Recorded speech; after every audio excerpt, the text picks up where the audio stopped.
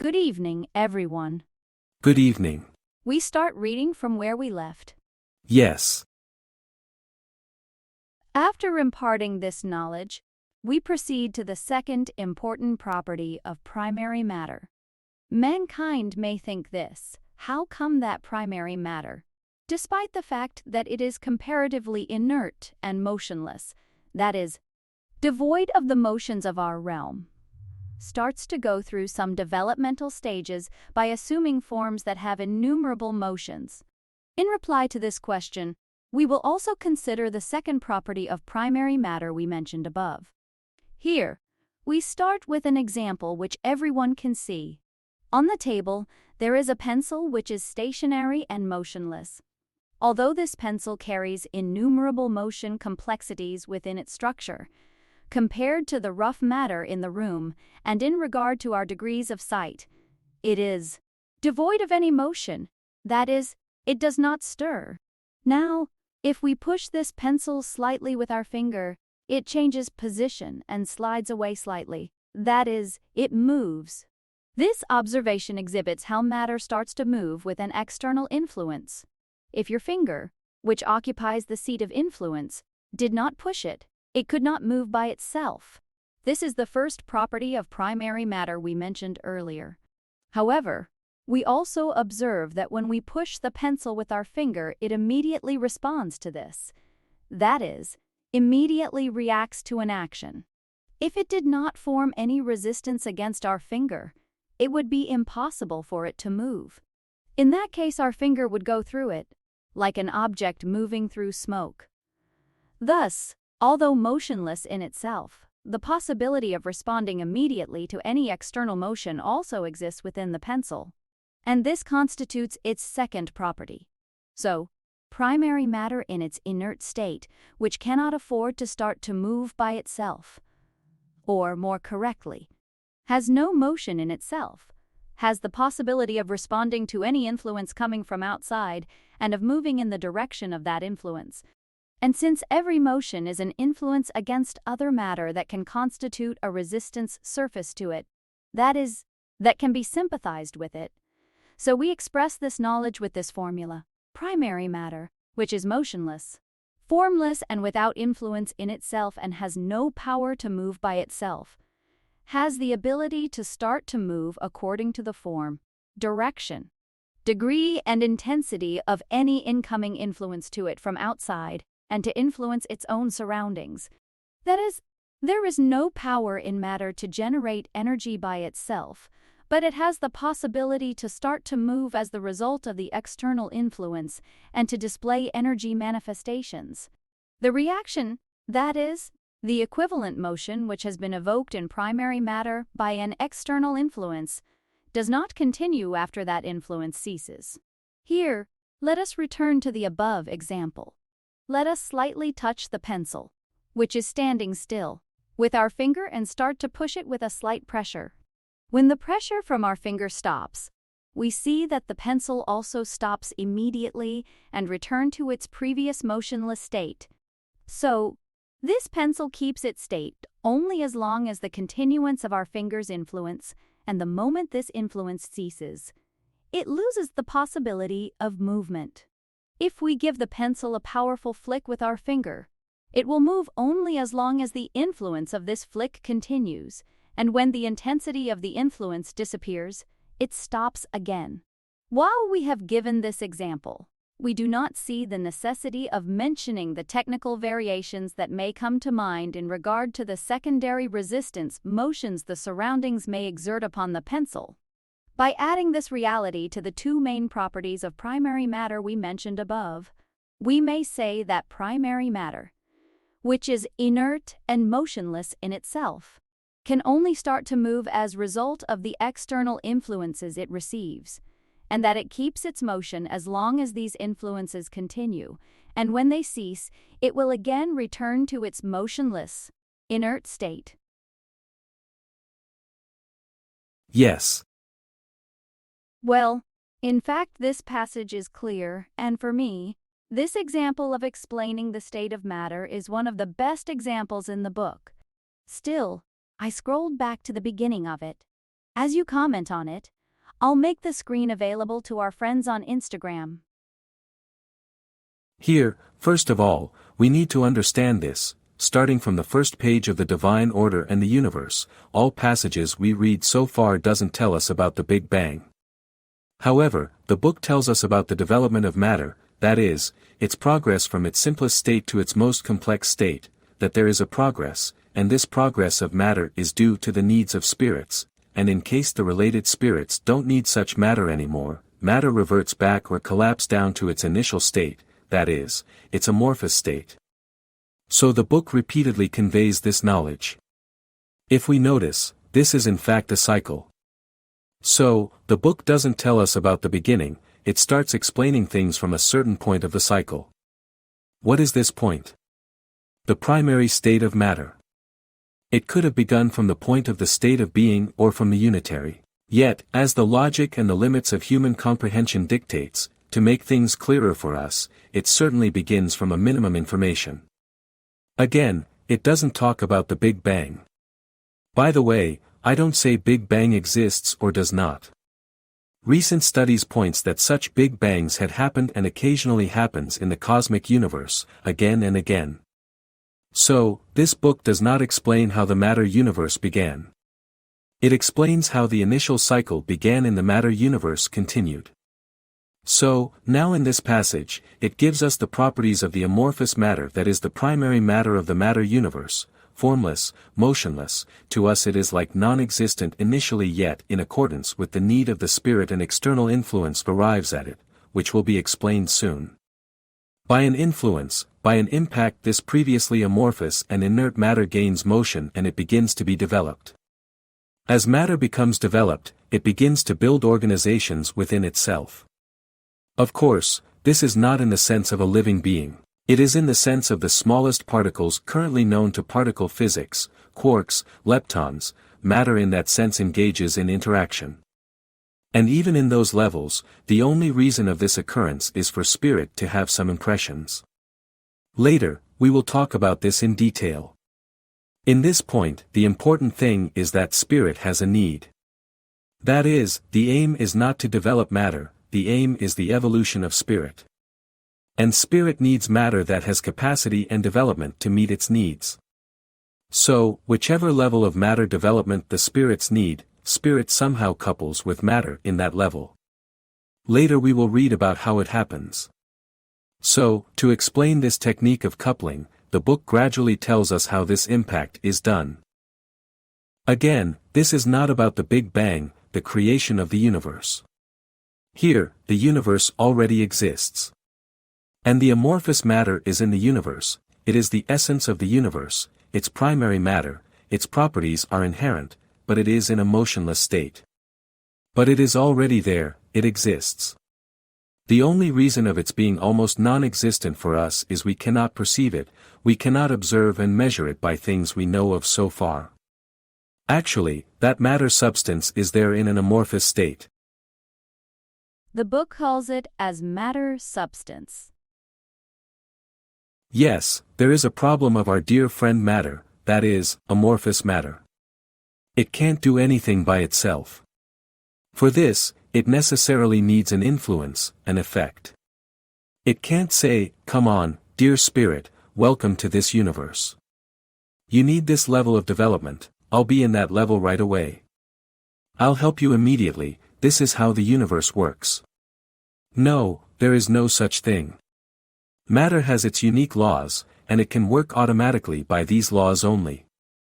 Yet, all applications the spirit needs is of a high order, of a very high and comprehensive order of knowledge that knows all that is, and spirit's evolution process occurs under the guidance of such high order of knowledge. This high order of knowledge already contains the know-how of this process, it also contains the needs of the spirit so this highest order of knowledge sends its essential, original influences to matter to orient it in accordance of the spirit's needs, and then matter attains the level of development the spirit needs.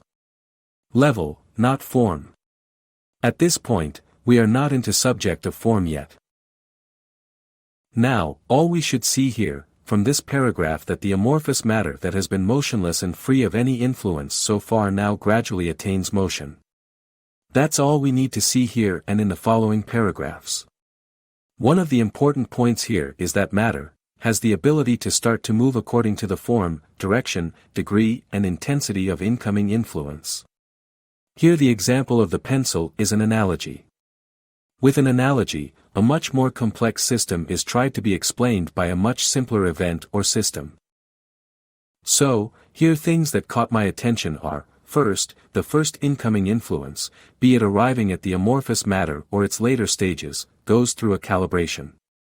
It goes through a system that has a very high or infinite level of knowledge.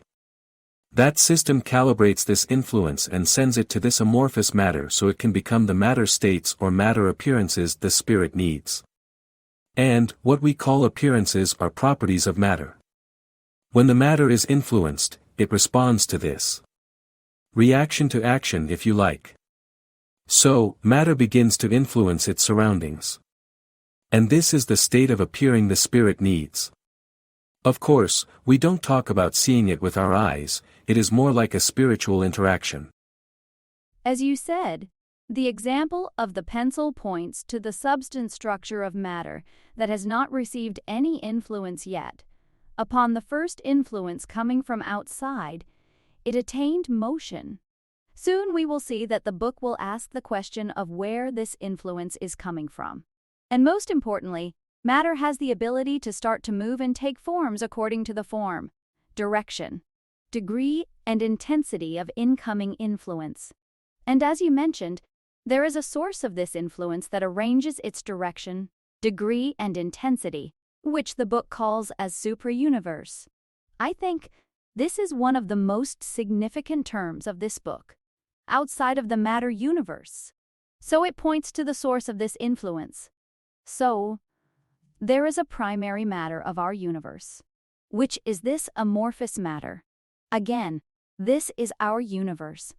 The book says there are many worlds, galaxies, realms, cosmoses in our universe, yet there are other universes that have different primary matter, and we can't know them. So, the book actually drew a line, a border. Shall we continue reading? Therefore, what we see as matter in our world is not the primary matter itself, but the various forms and states it has taken since the moment it first started to move as a result of influences. However, these forms and states are but the various manifestations of external influences that utilize the possibilities of motion which exist in primary matter.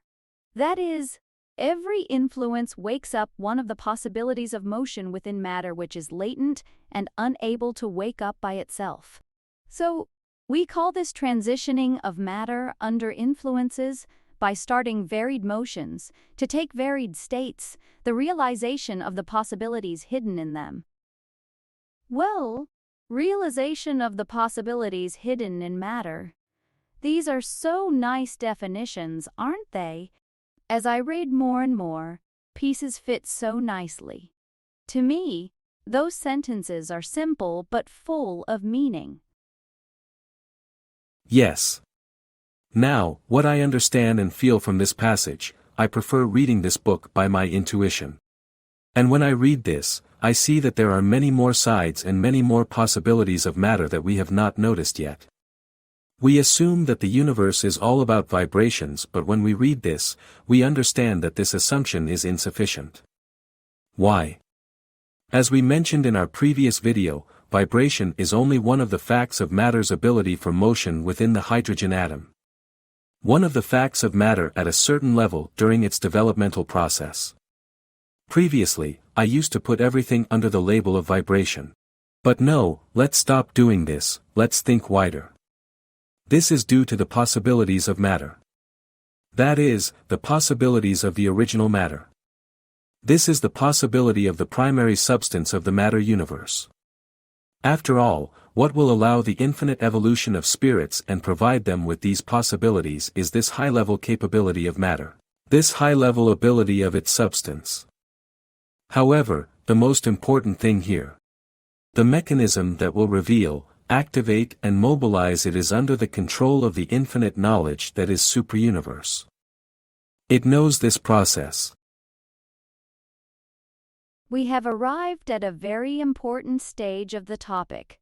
Seeing that the original substance of the universe is devoid of motion by itself and in a formless and inert state, and seeing that it is not capable of motion by itself unless it receives influences from outside, then where do these influences that constitute such a vast universe, with its myriad realities by creating such infinite states and forms in that amorphous and inert substance, come from?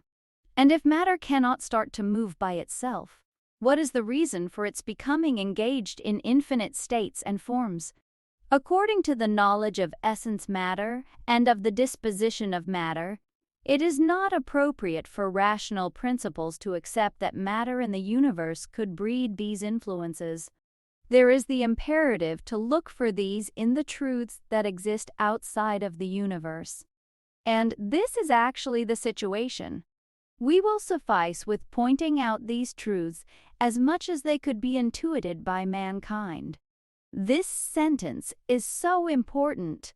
We will suffice with pointing out these truths as much as they could be intuited by mankind.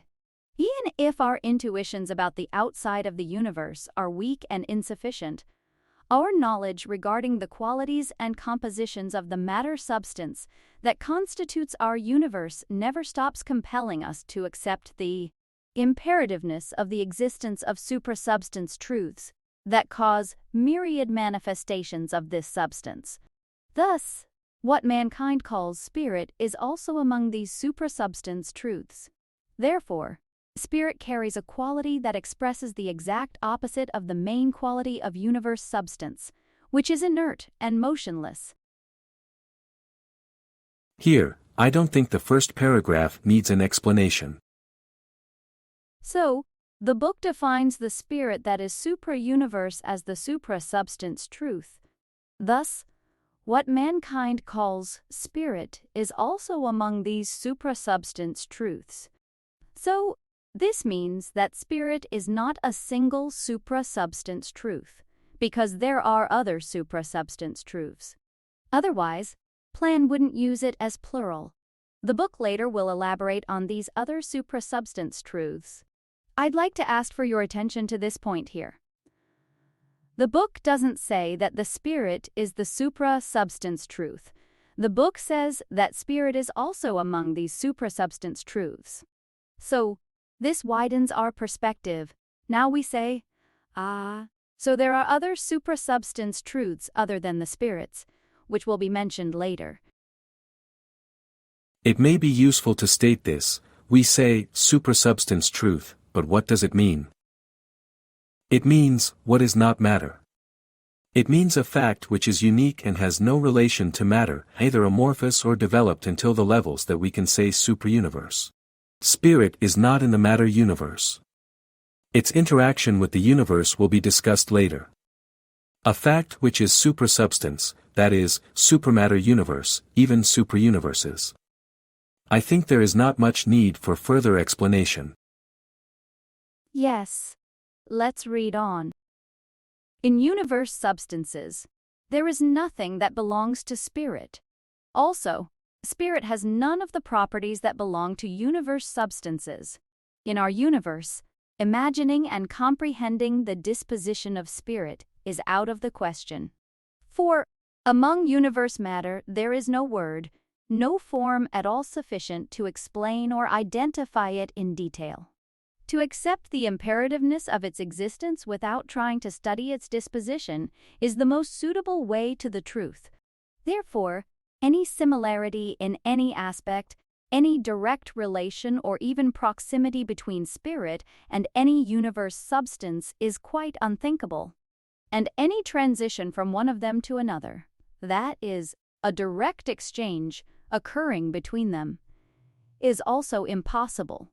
Between spirit and universe substances there is an infinite inaccessibility. Well, the book states this very clearly. Previously, we used to say or express that we have a spirit. Yet the book positions the spirit in a completely different location. This is a clear and different perspective this book provides us with. compared to our previous knowledge. Also, the book says universe substances, expressing the variety of substances within the universe. Anything you want to add at this point? No. It looks so clear to me, but I don't know if we need to say anything further. Let's read on a little bit, the issue will be explained soon. Then, let's summarize. Spirit is a supra-substance truth. There is no relation between spirit and matter, not a direct, but an indirect relation. And the book will explain how this relationship occurs in the following pages. If there was no relation, then there would be no need for a matter universe, for the spirit. There is an interaction, but this is not direct. We have an explanation here about this relation. Yes. Later the book will elaborate on this. In the next section, it will give details about the relation between spirit and matter, matter universe. Please read on. There is no such thing as the spirit within a body or on earth or in the universe. Everything in the universe is all matter. And every event, every state and form are but myriad states and appearances of matter. Spirit is not in the universe. Then where is it? Because the concepts of within and without, inside and outside, are realities particular to the universe, yet it cannot be said that spirit is outside of universe. Because the outside of the universe is the inside of another universe. That is, there is no empty field which is outside of the universe. However, looking at these words and imagining universes as spheres within each other is also a mistake. No such thing exists. Actually, accepting universes as ever-widening spheres within each other would mean assigning spaces for them and drawing borders for such spaces, and this is wrong. Naturally, imagining the meaning and objectivity of these words by human comprehension is not possible. It is only possible to intuit this up to a point by contemplation. In order to give this intuition, we will show you an example. However, it is necessary not to take this example literally and to contemplate it in order to gain an intuition of it. At this point, the books will begin giving a lengthy example of a projector. Would you like to add anything before we read this example? Now, we enjoy the comfort of using the word universe, not space. Because space is just a branch, a variation of the material universe, it is a fact occurred as a consequence of the occurrence of matter within the matter universe. If we would say that there is another universe next to the matter universe, then we would be thinking in spatial terms, in the materialistic sense. The book says it is wrong to think it like a universe within another one. Why? Because such thinking leads us again thinking and talking with the comfort of the spatial terms. Yet, we understand that this would be wrong because space is a fact of the matter universe. A question came. Could there be facts or phenomena that are matter, but not in a quality we can define or observe? So many, so many. That's why the pandemonium happens. Because of this, we tell you that we need to try understanding this book by our intuition. Until this book is published, we have never thought that our emotions are matter as well, and also, love being a variation of matter, an application of matter. And these are the simplest states of variations or applications of matter.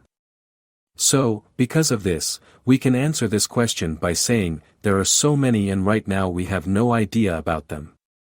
That's why I am repeating this assumption of, the universe is all about vibrations.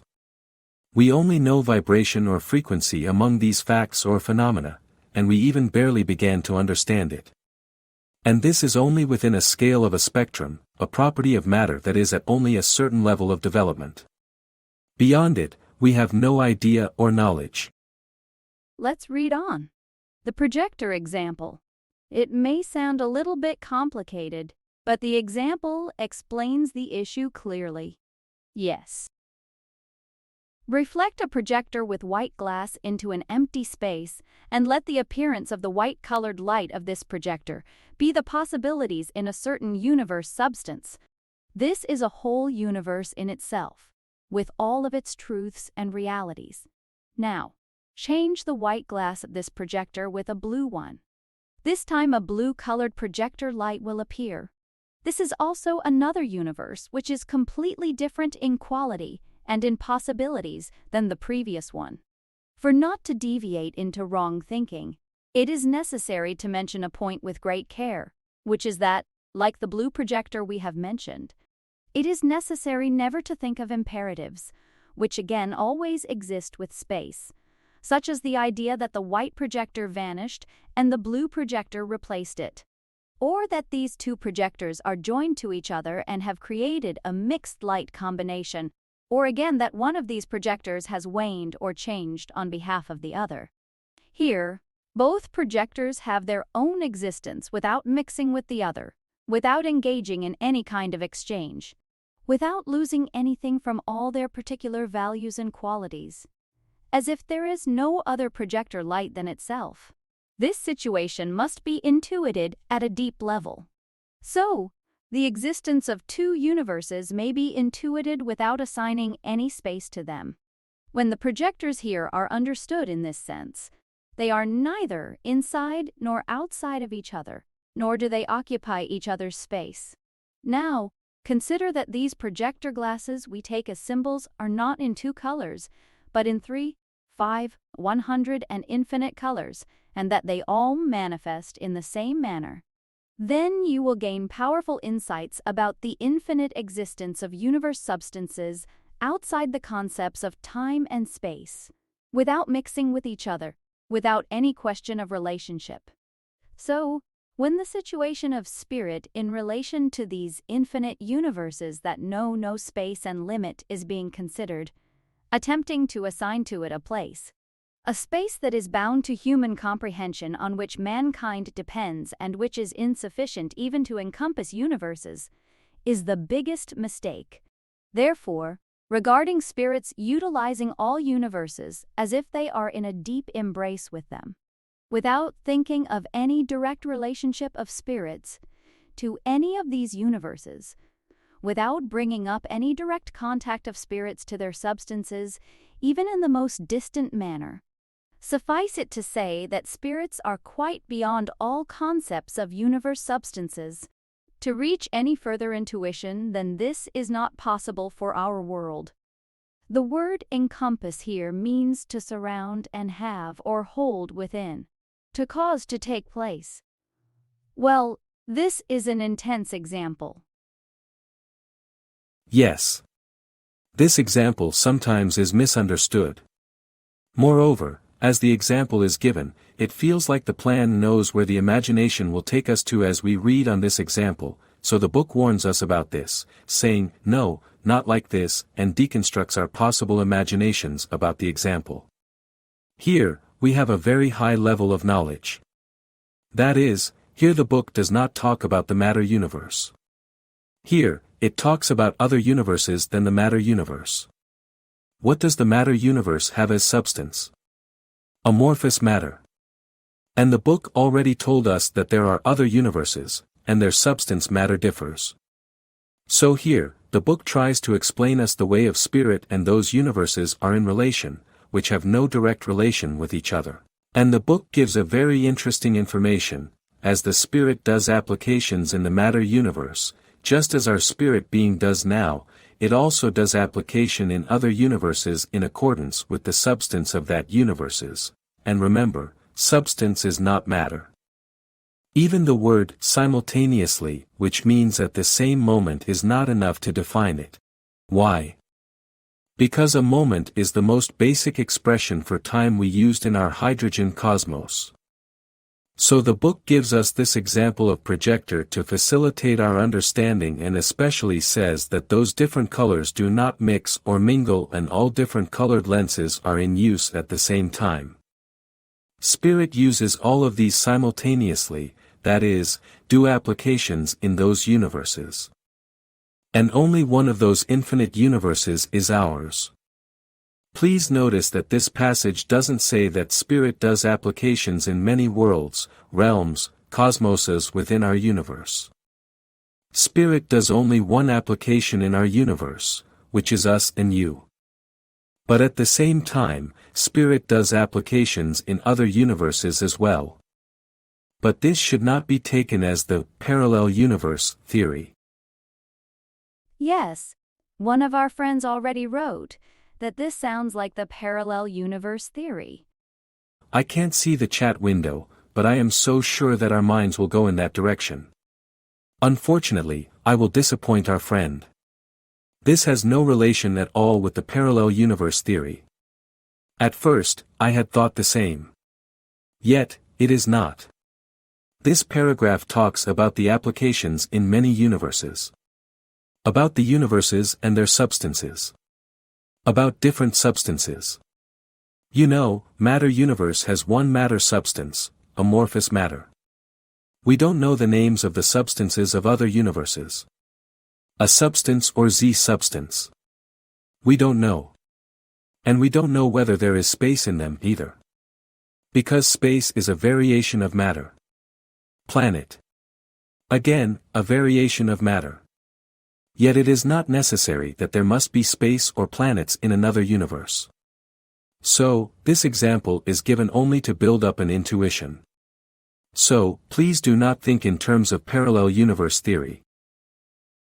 But again, the light of the projector expresses the influence. Later the book will define this source as the original principle. So, there is a projector, there is a light or influence coming from it. And each universe contains its own substance, without any relation to others. And these influences coming from the original principle manifest different consequences in each universe, according to their own substances. The book says you can't know them. It is out of your comprehension but only intuit it. So, it provides us with an intuition here. Indeed, evolution of spirit is behind of that projector, which shed its light as red, blue, or green. Sending and receiving influences, the book says this. Therefore, if our universe is one of those colored lenses, there is a system way beyond this lens of ours. A system that has a purpose of sending influences to it and also collecting influences from it, and that evolves by doing this, by the knowledge gleaned from the matter of that universe. However, because we are not even a minuscule point within the aspects and properties of that colored lens, we neither can understand the whole of the lens nor the quality and content of the projector. Let's continue. Wow, it is almost 10 p.m. What do you say? Should we finish talking about this paragraph about universes? Yes. Because there are more lines supporting what we have discussed so far, so I think it would be beneficial if we read on. So we can complete this passage about universes. I continue. The universe is not the only one. Universes are infinite. And the infiniteness of the universes is an imperative of absolute inaccessibility and unattainability. None of these infinite universes carries the quality of any other, and every universe's character emerges with its fundamental substance, which is its principle. Our universe's fundamental or original substance is the matter state that is absolute, motionless, and amorphous. Spirit, which is active and in need of evolution, is a purpose for passive universes. That is, spirits meet their needs as they see the reflections of their behaviors over and over upon universe substances. Therefore, universes are the field that respond to the needs of spirits, which we call evolution. We express this symbolically as universes are milius, each one particular to their substances, that are useful for the applications of spirits and that reflect the consequences of these applications back to spirits. Spirits which are active evolve by indirectly using, according to their needs, the infinite possibilities of myriad universe substances which are passive. If the universes did not exist, neither would the sublime needs of spirits that we do not know about be met, nor would the reason for the existence of universes remain if the spirits did not exist. These go together and are always in tandem with each other, to such a degree that, Although an absolute and infinite inaccessibility and unattainability exists between these two, they are nevertheless, as it were, closely intertwined with each other. The symbolism of yin-yang is obvious here. Inaccessible and unattainable but closely intertwined. Just like our two hands, we can clasp them closely, but they still keep their individual handness. Remember the movie What the Bleep Do We Know? It was a documentary. When did we watch it? Years ago. Was it released in 2005? Our friends can find it on the internet. I am sure they had watched that movie. Yes. If you didn't, please watch it. In that movie, it is nicely expressed or symbolized that even we touch each other in the physical sense, how we are not in contact in the subatomic level.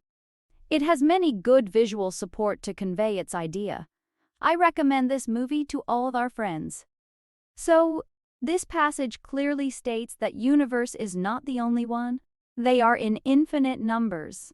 That absolute inaccessibility is an imperative. That each universe has its own original substance, and the constitution of those universes are in accordance with their own original substance. And also, we read here some qualities of the spirits. Matter is passive, spirit is active. The book says they are each other's exact opposite. Yes, let's stop for this evening. What do you say? All right. We are tired. And we don't want to tire our friends. Say, see you next week. Good night, everyone. Yes. Yes. Thank you, dear friends, for your attendance. We hope we made things a little bit clearer. By the way, my cat Pamuk walks around me, saying that's enough. So, good night, everyone.